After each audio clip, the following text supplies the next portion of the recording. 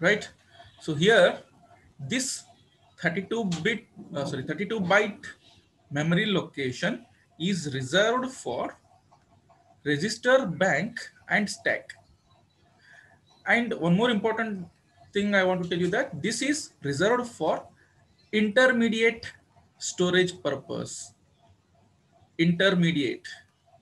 Okay, so that is whenever these whenever any operation has to be done, any arithmetic operations or logical operations, or any type of memory transfer from processor to memory, memory to processor, the data transfer, then these registers, basic registers and stack memory is used. Okay, so here,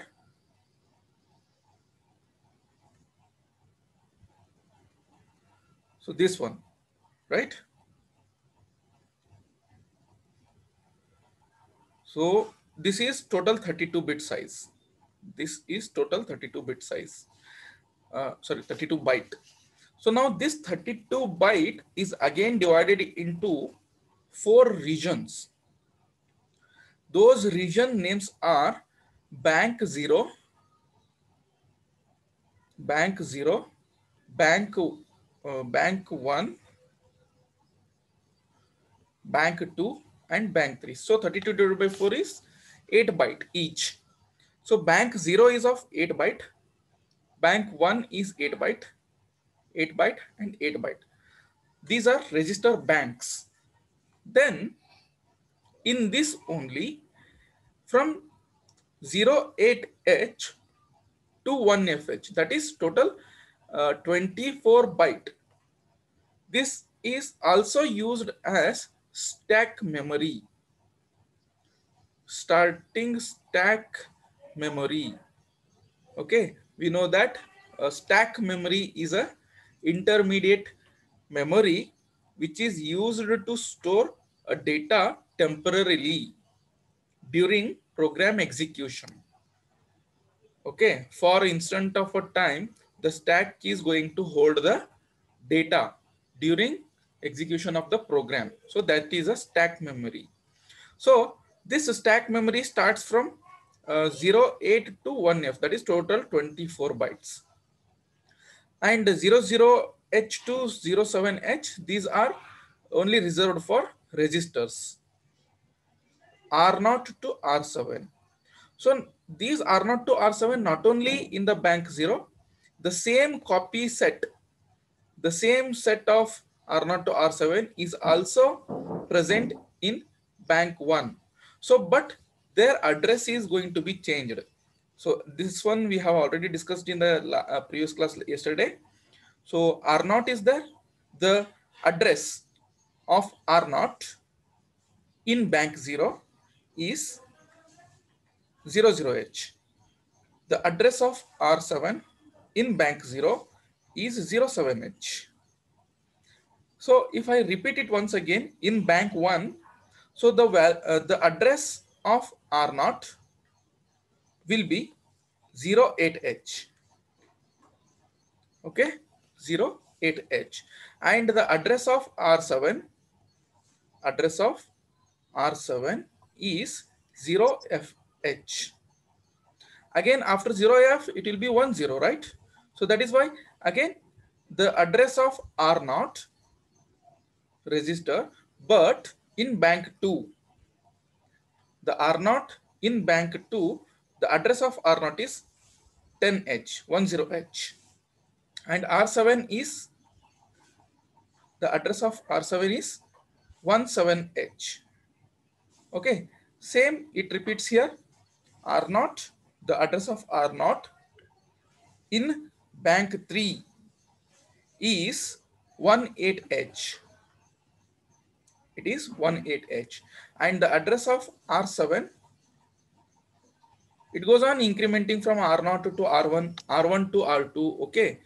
Then the address of R7 in bank 3, it is 1FH.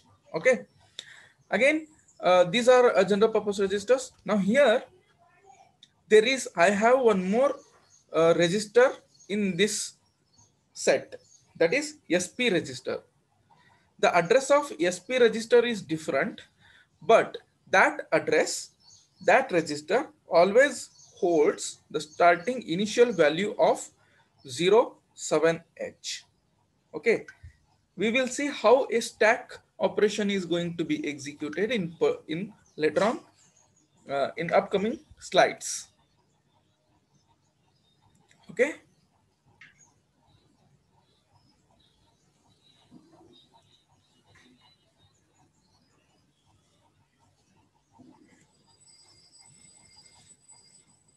Okay, so this one we have seen. As I told you in the previous slide, so this is what bank 0, bank 1, bank 2, and bank 3. Okay, and this is the address. This is the address of particular bank. This is the starting address of bank 3, and this is the ending address of bank 3. This is again the starting address of bank 2, bank 2 ending address. This is ending address of bank 1. This is ending address of, sorry, starting address of bank 1. And this is starting address of bank 0. And this is ending address of bank 0. But the names are given, all are equivalent, all are same here. Okay, so we have to, while programming, we have to choose on which bank we are going to work upon. Okay, so first we have to select what is the bank I am going to store, where which register I am using from which bank, and then I can utilize that particular register. Okay, say if I want to use R3 from bank 1, first I have to switch to the register bank 1, and then I can use this address. I can use the memory location, okay, where I can store 8 bits of data. Each register is having 8-bit wide, 8-bit size here. So then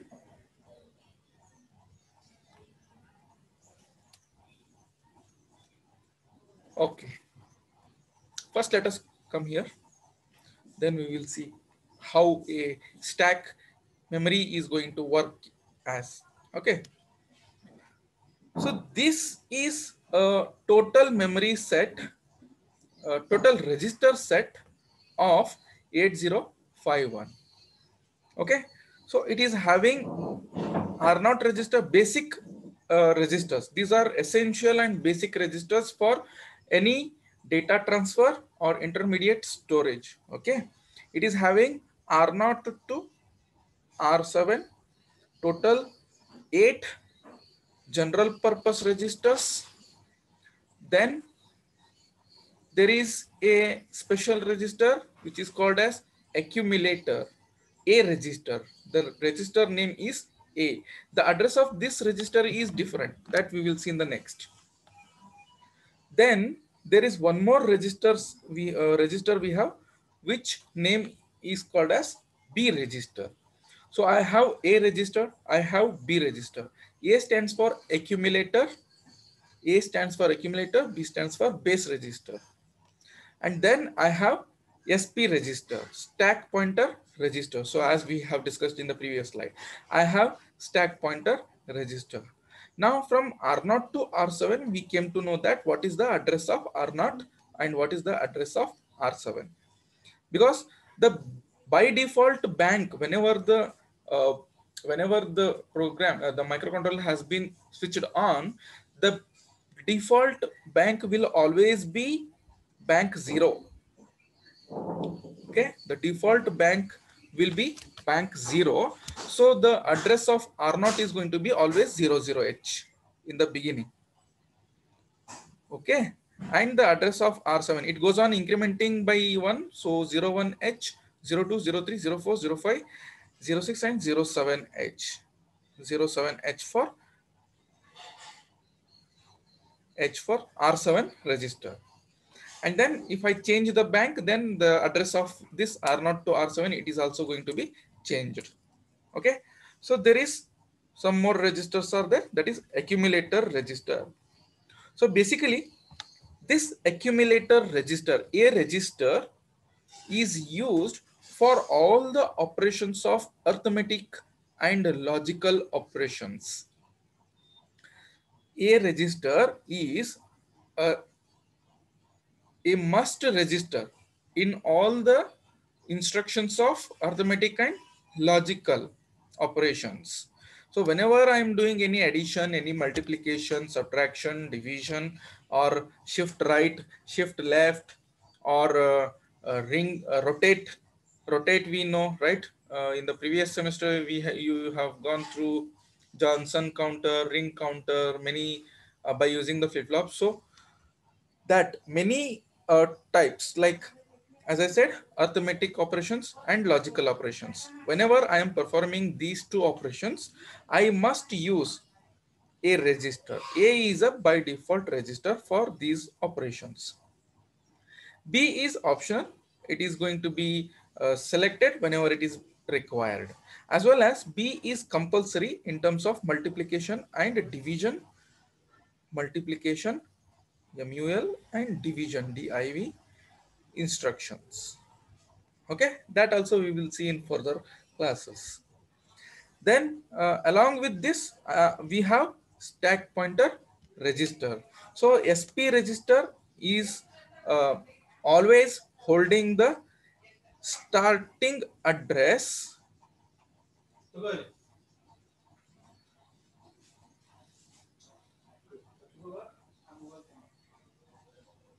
starting address of stack memory. It's quite difficult to me to write here. I don't have any source. I don't have mouse. So starting address of stack memory. Okay, stack memory is a set of memory locations, a group of one array of memory location. Okay, so the starting address of that stack memory, I told you the stack memory starts from 08H up to 1FH, total 24 bytes. 24 bytes are by default stack memory. I can change the stack memory address also. I can increase the stack memory also. Okay, but the by default stack memory is reserved for reserved as 24 bytes. Okay, 24 bytes. So here the stack pointer is one of the register which is always pointing, it means it is always holding the starting address of the stack memory. And whenever I send the data on the stack memory, then the value of SP is going to be updated. Okay, it is going to be incremented by 1, because one register I can send at one time. So the one register size is 8 bits, so that stack memory, that is also one location is having 8 bits, 1 byte. So SP always incremented by 1. It increments whenever I send the data on the stack memory. The stack memory, say this is a stack memory. The starting address of this stack memory is 08H and ends up to 1FH. Okay, so total 24 bytes. Say suppose always stack pointer register always holds the starting value, that is 07H. So whenever I send, if I want to save the data of R1, then I have to use, there are basically two instructions. One is a push instruction, push, and pop, push and pop. Push instruction is used to send the data of particular register onto the stack memory. Pop is used to take the data back from the stack memory into the particular register, general purpose register. So during this time, the value of SP, which is having in the beginning, it will be having 07. So whenever a push instruction is executed, I'll give you an example. Whenever a push instruction is being executed, then first the value of SP is going to be incremented by 1. It means SP will be updated to 08, and then in that location, value of R0 or say R1, I want to save the value of R1 onto the stack memory. Then I will say push R1, push R1. Okay, but basically I cannot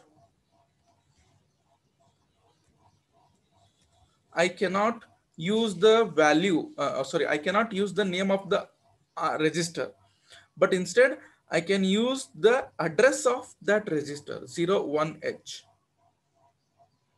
Push 01H. It means what is 01H? 01H is R1. So if I push 01H, so whatever the data here, say 25H is there in 01 location, what is the address of R1? It is 01H. This is the memory address. Okay. So I want to save the data 25H from R1. Then what is the address of R1? It is 01H.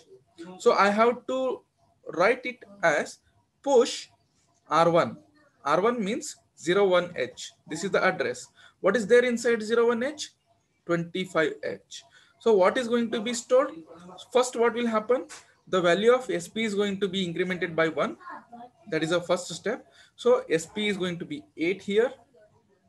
And then what is the data inside the 01H? That is 25H. That is going to be stored on 08H. 25H. Okay. Again, oh. So again, if I want to store if I want to save the data of R3 onto the stack memory, then again what I have to write? Push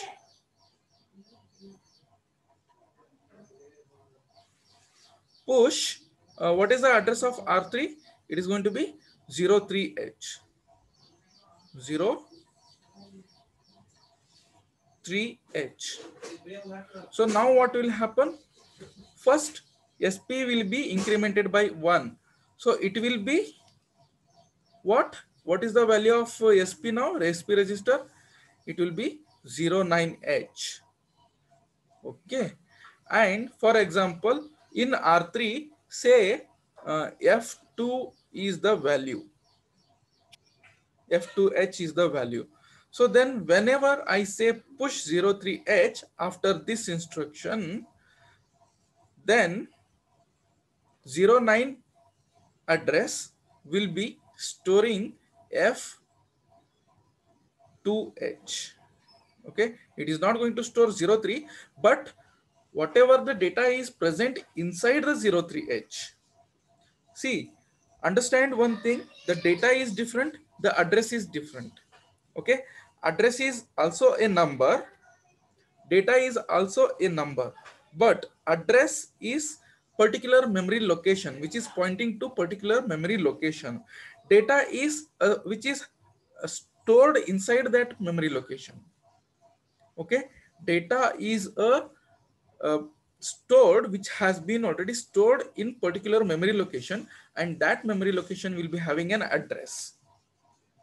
Okay, as postcards and whatever the things can be posted to your home, then that postcard will be having an address upon it, right? A postman will come and he will post it to a particular home, not to a particular area.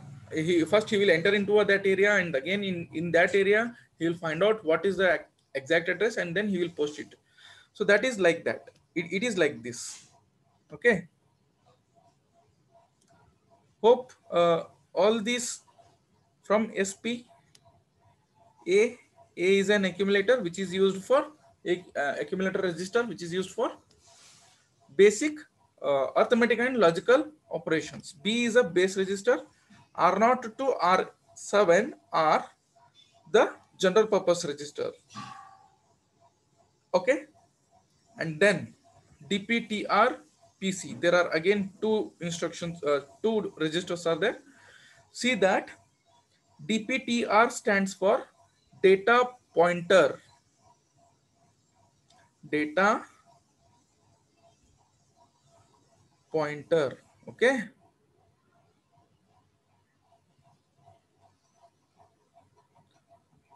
And PC stands for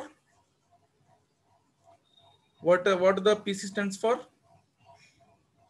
You might have come across these registers in the computer organization, in the computer organization course. Program counter, correct. So PC stands for program counter. What is the function of program counter? So the size of program counter is 16-bit. The program counter register, this is one register. The size of this register is 16-bit, not 8-bit. Okay, it's a 16-bit.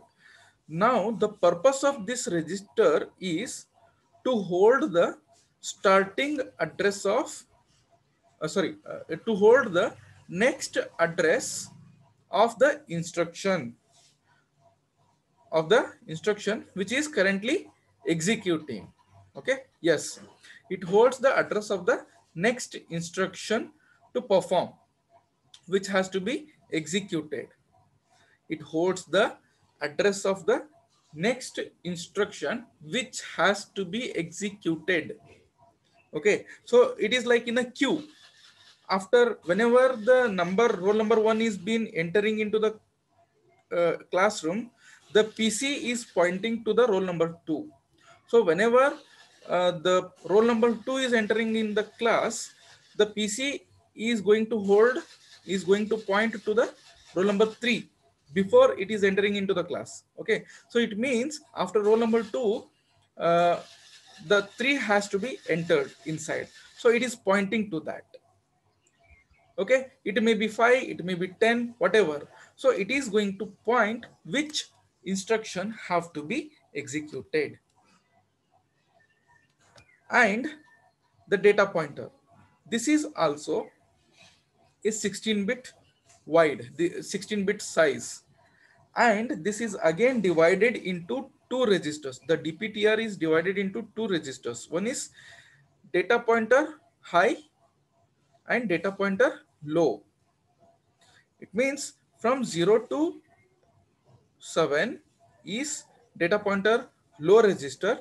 From 8 to 15, from 8 to 15, it is data pointer high register. I can use by combining both whenever I have a 16-bit data, and I can use a single particular register, divided register.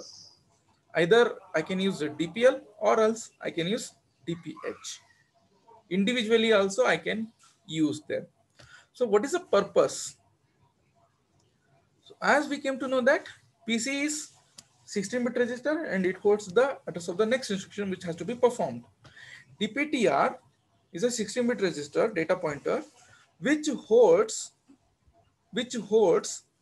is pointing to the memory location whenever the external memory is being connected to the microcontroller. Okay, so whenever external memory is connected to the microcontroller, then to point to the memory location in the external memory, for that purpose, the data pointer register is used. To access the external memory, data pointer is used. That is the main purpose. So all these registers here are 8-bit size and these two registers are 16-bit size. Okay. So here it is been all are written up here. Okay, what is the set we have? We have accumulator register, we have a R register, we have accumulator, R, B register, DPTR, PC, and SP. R registers are namely from R0 to R7. Okay, and these registers functions as auxiliary or temporary storage registers. See, I told you register bank and stack pointers are for temporary purpose, temporary storage registers in many operations. Okay, in many of the operations.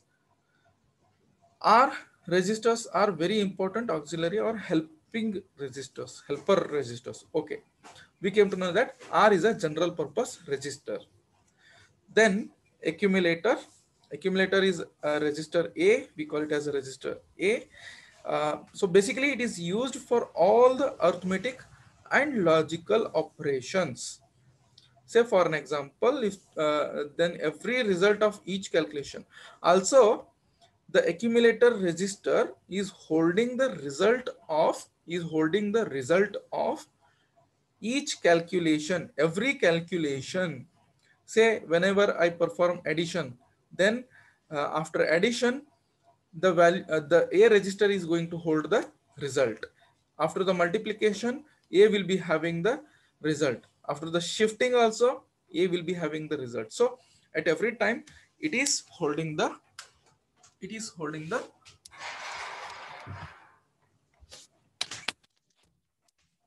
result. Okay. So result is to be stored into the main memory. Then after taking the data, so after storing in the data into the register A, it is then stored into the main memory. After from the A register, the data is being stored onto the main memory. So why? Because why we cannot directly store into the main memory is the first main important thing is memory is slower.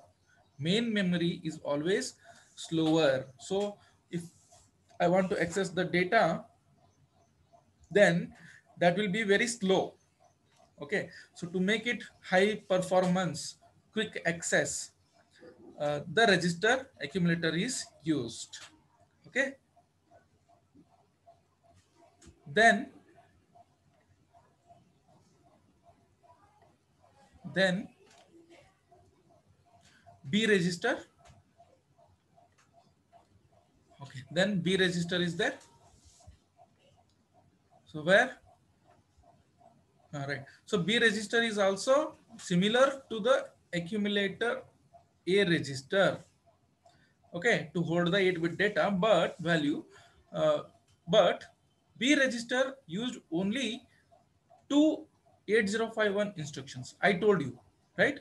Only in terms of multiplication and in terms of division, B register is used. Even we can use it in some other operation also, but basically this is compulsory.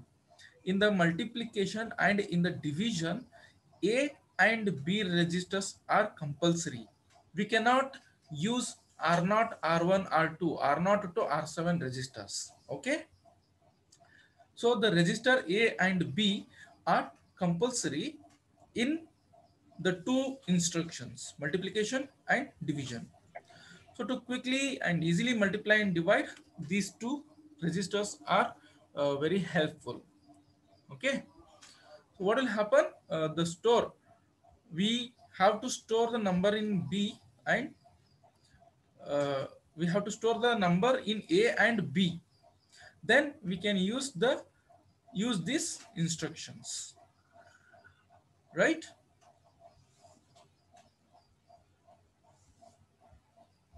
Then DPTR, as I said, it is a 16-bit wide and it can be accessed in an individual also 8-bit and 8-bit.